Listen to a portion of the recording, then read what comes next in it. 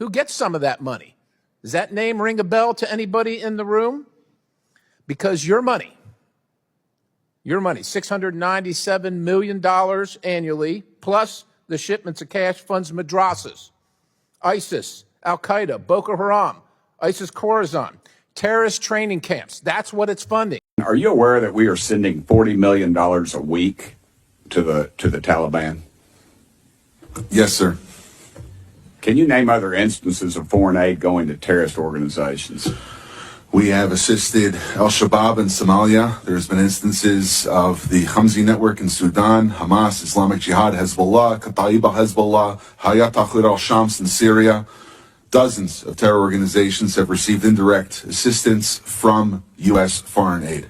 We've seen Boko Haram regroup and regroup and regroup. What is your answer to that? That you have in some way fed the insurgents? The problem is that I think we've talked to the international community. Let's find out the funding. When they started surrendering, by the time we left, so as we speak, we have over 120,000 that have surrendered. Most of them, when you find them, they're coming with hard currencies. How did they get them? How are they funded? How did they get the training? How did they get the equipment? What is your suspicion? Well, maybe an international conspiracy. You don't know. Who knows? How are they be able to sustain themselves for 15 years? Nigeria has finally revealed the truth, and it is shaking Washington to its core. For months, the United States has been quietly pressuring Nigeria to open its mineral sector, especially the strategic minerals the whole world is fighting for right now. Minerals that power batteries, electric cars, weapons systems, and global technology. But Nigeria said no. Nigeria refused to let America tap into its mineral reserves. Nigeria refused to surrender control of its lithium, cobalt, and rare earth deposits, and that rejection sparked a reaction no one expected. According to new intelligence reports, Nigeria uncovered a secret U.S. plan designed to create tension, confusion, and political chaos inside the country, a strategy meant to weaken Nigeria's stance and force it to return to the negotiation table. But Nigeria caught them. Officials in Abuja exposed the entire plan, revealing how certain destabilizing actions, sudden pressure campaigns, and strange political moves were all tied to one thing: the United States being denied access to Nigeria's minerals. And the second Nigeria exposed this information, Washington went into panic mode, scrambling to deny, scrambling to control the narrative, scrambling to calm the international backlash. Why does the U.S. want Nigeria's minerals so badly? How did Nigeria uncover the secret plan? And what does this explosive revelation mean for the future of Africa's independence? Stay with me, because what Nigeria just exposed might change everything. Nigeria has just sent shockwaves around the world. A revelation so bold, so unexpected, and so politically explosive that global analysts are still trying to understand how the situation escalated so quickly. For months, international observers sensed something unusual happening between Nigeria and the United States, but no one could place their finger on the exact source of the tension. Some blamed diplomatic disagreements, others pointed to security operations or economic negotiations. But behind all the headlines and official statements, something far more serious was taking place, something that would eventually erupt into full public view when Nigeria exposed a secret U.S. plan, allegedly designed to destabilize the country after Nigeria rejected Washington's request to tap into its strategic mineral reserves. The story begins quietly, long before any headline broke. Nigeria, like many African nations, has become a major focus of global competition due to its massive deposits of lithium, cobalt, manganese, nickel, rare earth elements, and other highly valuable minerals. These minerals are not ordinary resources. They are the backbone of modern technology. They power electric vehicles, smartphones, advanced weapons systems, satellites, artificial intelligence hardware, and military drones. Whoever controls these minerals controls the future of global industry, and every superpower knows it, especially the United States and China. For decades, African minerals were extracted without Africa having real control or receiving fair benefits. But things have changed. African nations, including Nigeria, have become more assertive, more informed, and more determined to protect their natural wealth. And for the first time in history, Nigeria was positioned to use its minerals not just for export but as leverage, a bargaining tool, a form of strategic power. That shift in thinking was noticed quickly in Washington. American companies, backed quietly by U.S. government officials, began approaching Nigeria with proposals. They offered partnerships, investment promises, and infrastructure deals in exchange for long-term access to Nigeria's mineral deposits. But the Nigerian government saw through the pattern. They recognized the deep strategic consequences of surrendering control of their mineral wealth. And with a new policy direction focused on resource sovereignty, Nigeria made a decision that would change everything. They refused. Nigeria rejected U.S. access to its minerals, not just politely, not just casually. They closed the door completely. Washington did not take it lightly. What happened next is a story filled with tension, secrecy, intelligence reports, and political maneuvering. Nigerian officials now believe that the rejection triggered a series of deliberate actions designed to create pressure inside Nigeria. According to sources within the Nigerian government, subtle signals began to appear, media narratives shifting suddenly, unusual diplomatic demands, unexplained political agitation, and foreign-backed organizations amplifying domestic instability. None of this was loud, open, or obvious. It was slow, calculated, and coordinated. At first, the Nigerian government remained silent, observing the situation and gathering information. But behind the scenes, Nigeria's intelligence agencies went on high alert. They began tracking communications, mapping networks, and monitoring international activities that seemed connected to Nigeria's mineral policies. What they discovered behind closed doors stunned even the most experienced intelligence officers. Nigeria uncovered a plan. A strategic outline, discreet, unofficial, and highly sensitive, detailing how external forces could influence Nigeria's internal environment to weaken the government's stance on mineral sovereignty. The plan described methods of creating political pressure, amplifying fear and confusion, stimulating economic anxiety, and pushing the country toward a state where foreign access to minerals would appear necessary, urgent, or unavoidable. The document did not mention the U.S. by name in every section, but several elements allegedly connected back to American-linked operatives, NGOs, and consulting groups known for working with U.S. government-backed interests. Nigeria's response was simple but powerful. They exposed it. They brought the information to light. They made it clear that Nigeria knew exactly what was happening. And once the revelation hit international media, Washington went into full-scale damage control. Public statements were rushed out. Officials denied involvement. Diplomatic teams scrambled to calm tensions. Spokespersons insisted the U.S. respected Nigeria's sovereignty and had no intention of interfering in its internal affairs. But those statements did not erase the suspicion. They did not change the fact that Nigeria believed it had uncovered a deliberate attempt to undermine its authority over its mineral resources. The exposure marked the first time in years that an African country openly accused the United States of strategic political manipulation tied directly to mineral access. And the timing could not have been worse for Washington. The U.S. is already under pressure due to China's rising influence in Africa. Many African nations are shifting away from Western dominance and forming new partnerships. America fears losing its technological and military edge if China gains total control over critical mineral supply chains. So Nigeria's rejection of the U.S. request hit a sensitive nerve. To understand why Nigeria's minerals matter so much, you have to look at the global technology race. Lithium is the new oil. Rare earth minerals are the new gold. Countries that control these resources hold the keys to the next era of global power. The United States knows this, and they also know that Africa, especially Nigeria, will determine much of the future supply. Nigeria, meanwhile, is tired of being exploited, tired of foreign countries taking raw materials and returning only poverty, pollution, and weak economies.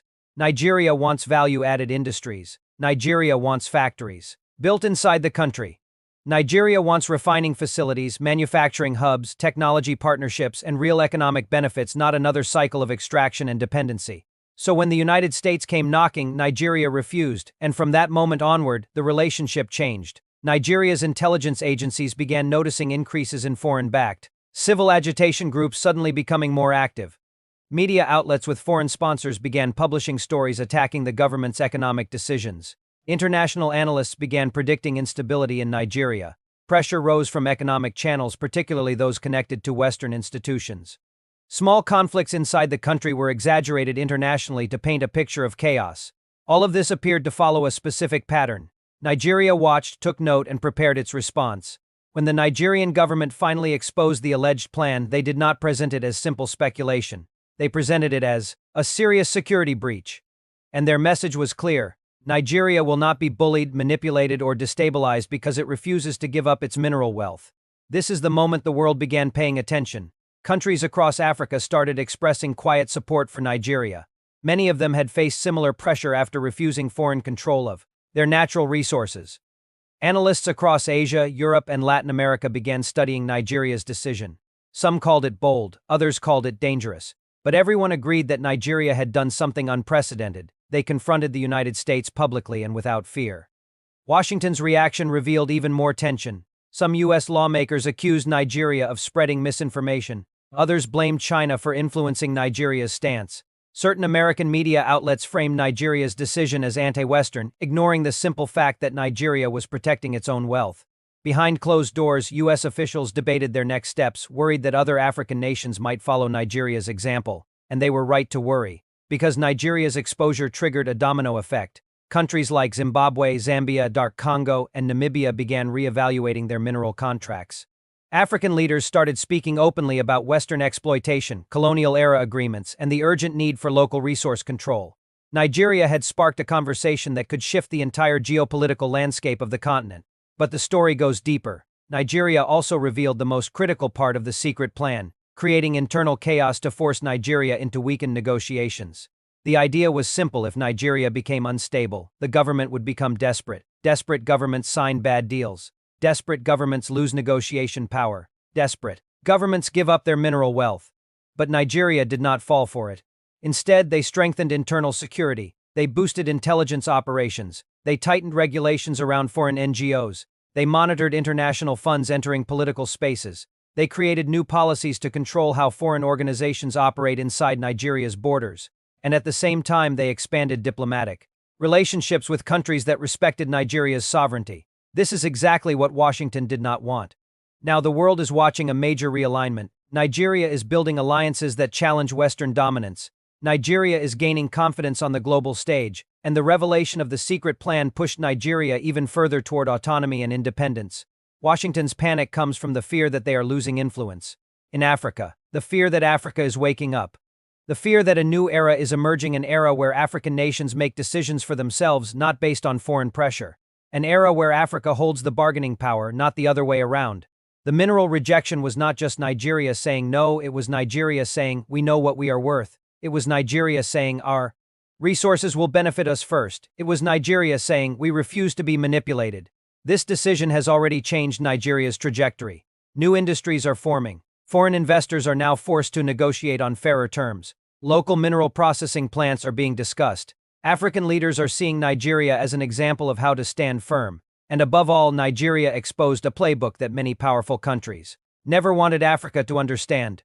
The United States is now trying to repair the relationship, but trust has been broken.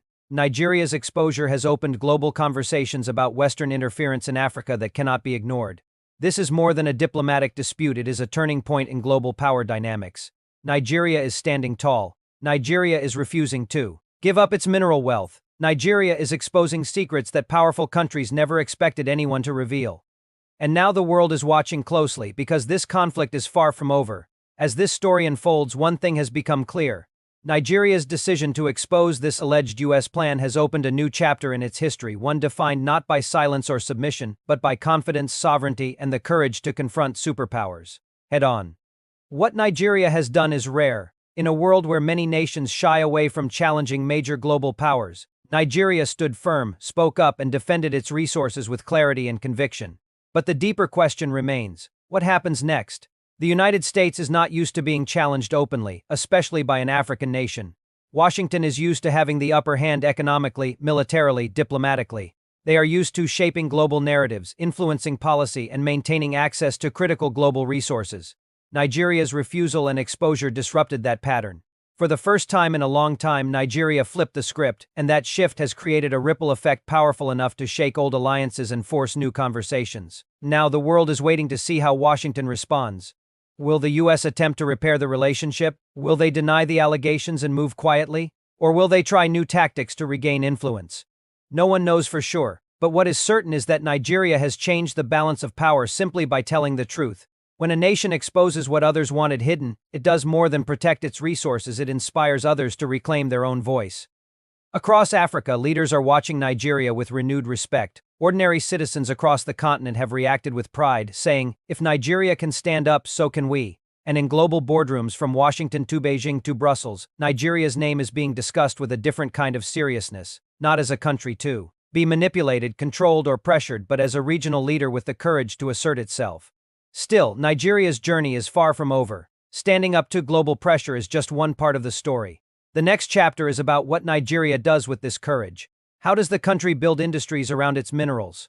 How does it strengthen its economy so foreign powers cannot destabilize it? How does it unite its people so external pressures fail before they even begin? This moment is a test. It is an opportunity. It is a reminder that sovereignty means nothing if a nation cannot defend it. Nigeria has made its choice. It chose dignity over dependency. It chose transparency over fear. It chose the future over short-term gains. But choosing is not enough. Nigeria must now walk the path it has opened. At the same time, this situation is exposing something bigger about global politics. Africa is no longer willing to sit quietly while powerful nations extract wealth from its soil and leave poverty behind. From Congo to Zambia, from Namibia to Tanzania, from Zimbabwe to Nigeria, a new wave of resource nationalism is rising. African nations want fair deals, value-added industries, and long-term growth. They are no longer willing to be the world's warehouse for raw materials, and Nigeria, by exposing this alleged plan, has placed itself at the forefront of that movement. For the United States, this is a wake-up call. A reminder that old strategies no longer work, that Africa is not the same continent it was 50 or 100 years ago, that respect, transparency, and fairness must replace the strategies of pressure and manipulation. If Washington truly wants a long-term partnership with Nigeria and Africa, it must come to the table with sincerity, not hidden agendas.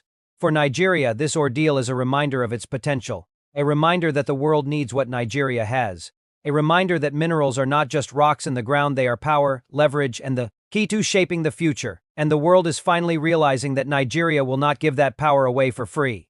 So as this chapter closes, another opens, a chapter filled with uncertainty but also with possibility, a chapter that Nigeria will write with its own hands, not with the pen of foreign influence, a chapter where Africa, for the first time in generations, controls its own destiny. In the end, this story is not just about minerals. It is not just about the US or geopolitical games.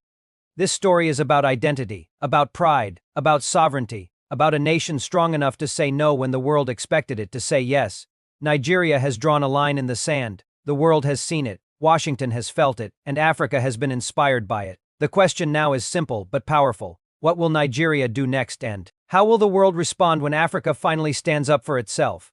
Because one thing is certain. This is only the beginning.